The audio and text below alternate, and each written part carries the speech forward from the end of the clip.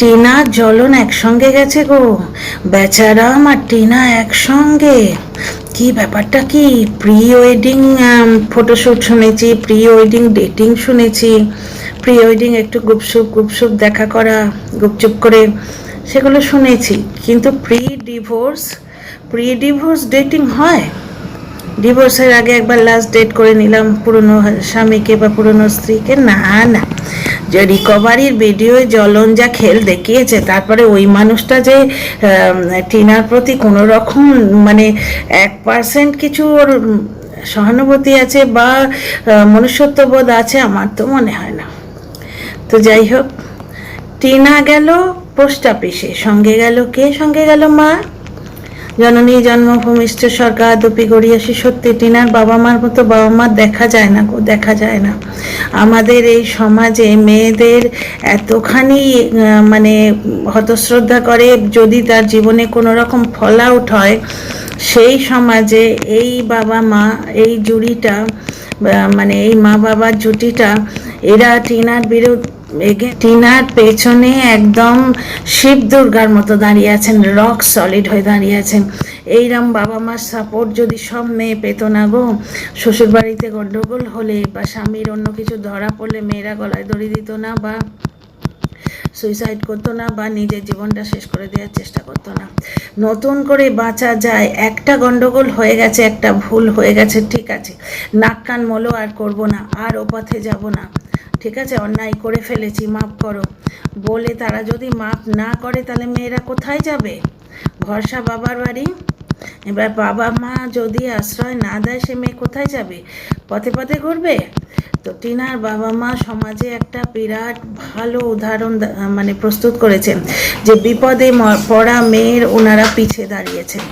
মেয়েকে নিজের সংসারে ফেরত দেবার প্রচুর চেষ্টা করেছিলেন, কিন্তু সালিশি সবাই ক্ষমা চেয়েছিলেন। কল রেকর্ড থেকে আমরা জানতে পারছি জামাইয়ের বাবার সঙ্গেও কথাবার্তা বলেছিলেন, বুঝতে পারছো?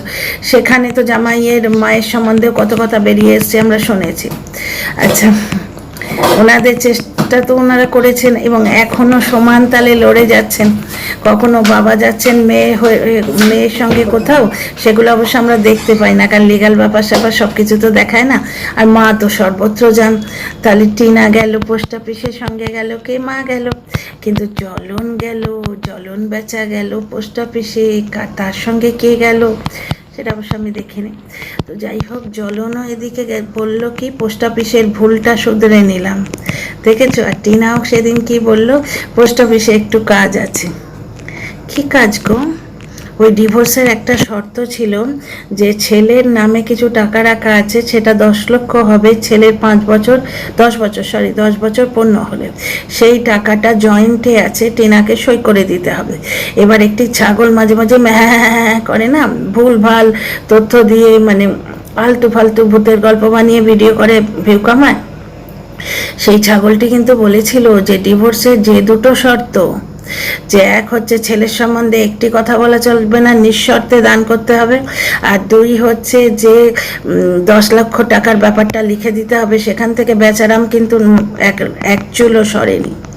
ও অবশ্য গল্প বানায়, ওর কথা বিশ্বাসযোগ্য নয়, কিন্তু তা হলেও তার মানে কি ওই 10 লক্ষ টাকার ব্যাপারটাকে শর্ট আউট হয়ে আসছে, টিনাকে সই করে দিতে রাজি হয়েছে।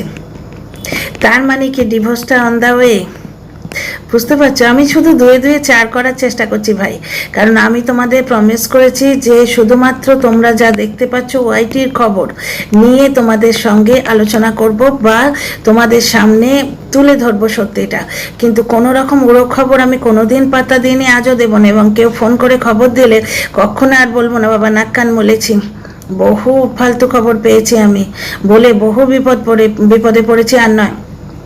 আচ্ছা, এখানে একটা কথা দেখো, জ্বলনও পোস্ট অফিসে গেল এবং সেটা থাম্বনেলে দিল যে পোস্ট অফিসের ভুলটা শুধরে নিলাম।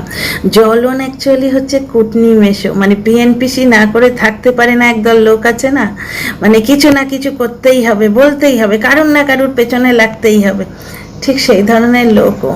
এবার শর্ট আউট সব হয়ে আসছে, সুতরাং টিনাকে গাল দিতে আর পারছে না, শ্বশুরবাড়ির লোকজনকে গাল দিতে পারছে না, কিন্তু থাম্বনেলে দেবে তো। থাম্বনেলে কুটকচালি কন্ট্রোভার্সি না দিলে ভিডিও হবে, চলবে না, তো ব্লগ চলবে না। ও দর্শক তৈরি করেছে ওই রকম, খুব বাজে একটা জিনিস করে ফেলেছে, সেটা হচ্ছে ও কন্ট্রোভার্সি খেকো দর্শক মণ্ডলী তৈরি করে ফেলেছে।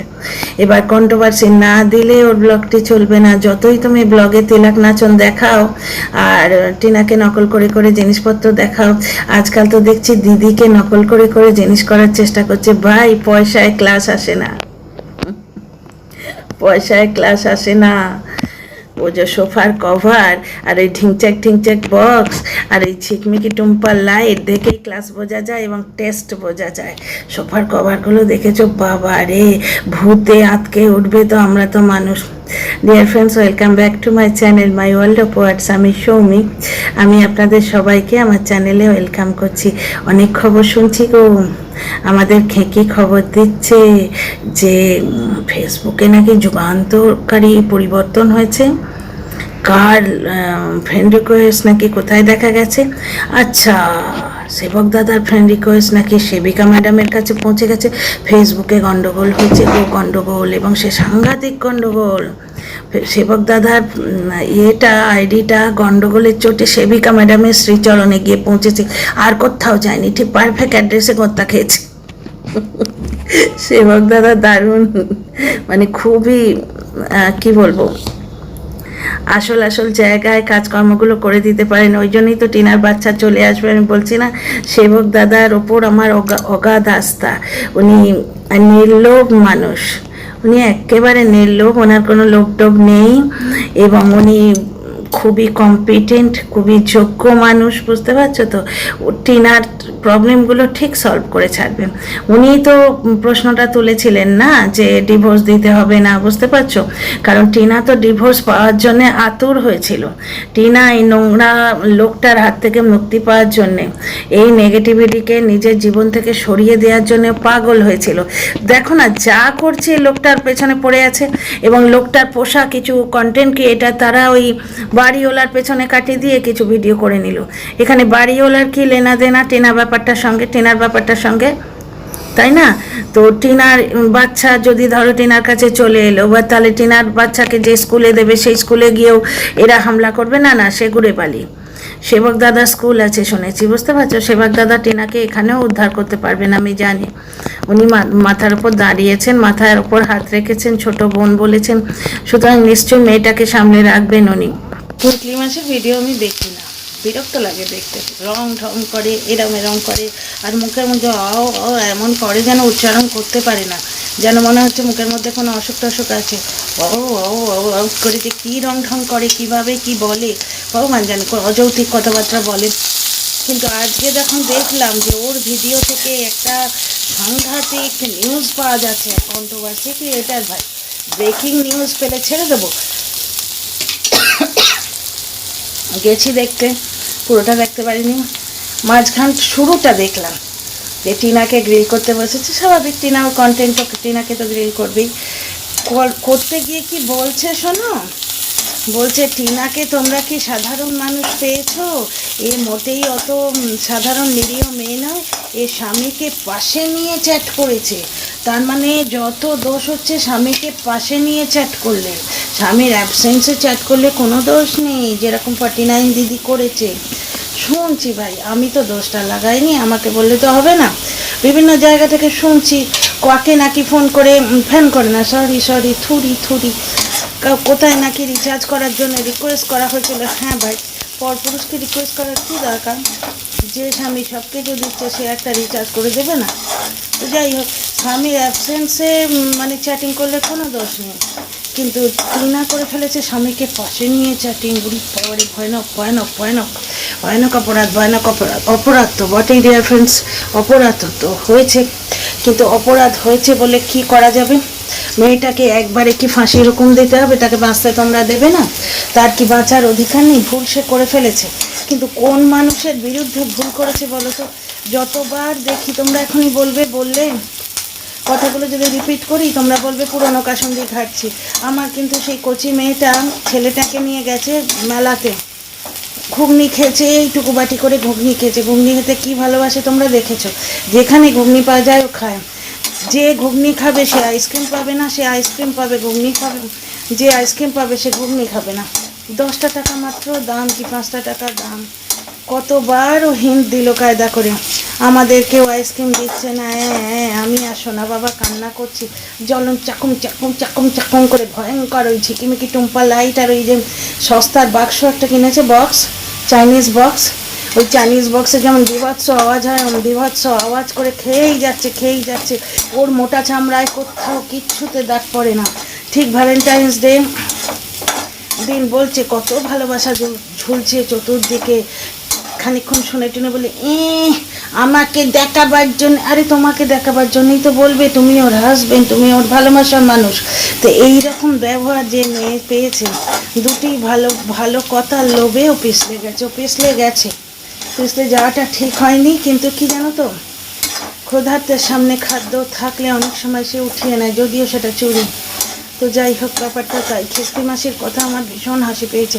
স্বামীর প্রেজেন্সে চ্যাটিং করেছে, অথচ স্বামীর অ্যাবসেন্সে চ্যাটিং করলে তার যুক্তি আছে। ভয়ঙ্করভাবে মুখ টুক ফুলিয়ে, চোখ মুখ ঘুরিয়ে একবারে রং ঢং করেছে, তার যুক্তি দিতে বলবো। আমাদের মধ্যে হয়, আমাদের নিঃস্বার্থ ভালোবাসা বলে একটা কোন 2 টাকার কারোর সঙ্গে বললো, ওই মহিলা আমাকে গাল দিয়েছিল, ওকে দিয়ে গাল দিয়েছিল আমাকে, আমার মনে আছে। ওকে যার কথা উল্লেখ করলো, ওকে ইয়েতে থাম্বনেলে দিয়েছিল, সেই মহিলাকেও নাকি সে বলেছিল। আমি একটা জিনিস বুঝছি না, একে ওকে তাকে বলে বেড়াচ্ছে রিচার্জ করার কথা। তোর বরের কী হয়েছে রে, সে দেবে না করে? তো যাই হোক, খিস্তি মাসি আমার কন্টেন্ট নয়, ও যা পারে করুক। ব্যাপারটা হচ্ছে ওর ভিডিও থেকে নাকি সবাই জানতে পারছে, তাই আমি স্কিপ করে এইটুকু দেখলাম। শুরুতেই ওইটা দেখে ভয়ঙ্কর হাসি পেয়েছে, মাঝখানটা শুনিনি। লাস্টের দিকে শুনলাম যে যেখানে বলেছে, একটা লাইন শুধু শুনেছি, যে সেবক দাদাকে নিয়ে আমি 2টো ভালো কথা বলেছিলাম, তারপর আমি বন্ধ করে দিয়েছি। সেবক দাদাকে নিয়ে যখনই বিপদে পড়ে না, তখনই ভালো কথা বলে। কারণ ওই যে মাঝখানে হয়েছিল না, যে ফ্ল্যাটের গ্যারেন্টারের পোস্ট থেকে সেবক দাদা সরে গেছে, এটা খিস্তি মাসি ফাঁস করে দিয়েছিল, বুঝতে পারছো? এবার তারপরে ভাবছে যে খিস্তি মাসি যে ওটা ফাঁস করে দিয়েছে, কি করে দিল, এটাও তো একটা প্রশ্ন। যে ফ্ল্যাটের যে গ্যারেন্টার হয়েছে, ফ্ল্যাট ওনার রয়েছে, টিনা রয়েছে, দুপক্ষের উকিল রয়েছে, সেখানে কে গ্যারেন্টার হয়েছে এবং কে সরে যাচ্ছে, খিস্তি মাসি জানলো কী করে? একটা ভয়ঙ্কর রহস্য কিন্তু ভাই, বুঝতে পারছো?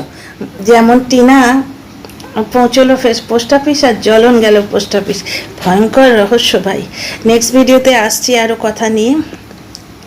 এখন রান্না করছি, তো রান্না করতে করতে এইটুকুই।